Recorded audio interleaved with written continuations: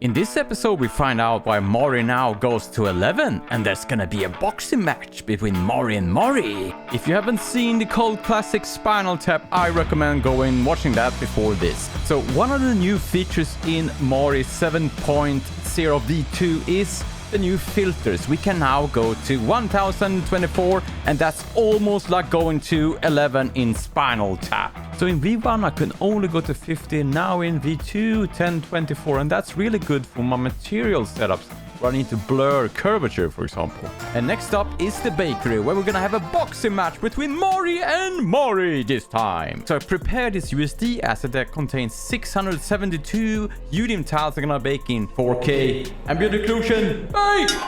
And in the red corner we can see here that Mori 7.0 V2 is head-on-head with the old heavyweight champion of the world. Will this be a walkover?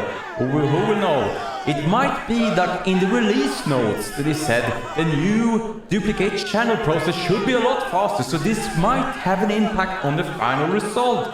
We will see when we get into the final stretch of this. It looks very promising here for Mori 7.0 V2, and will this be... Yes! It's a winner! Let's see here. Oh, let's look at the heavyweight champion of the world. Here comes V1 and...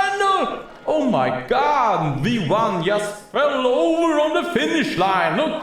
So according to the release notes, now we can bake meshes over 60 million triangles, and that's definitely something that I did here in this test.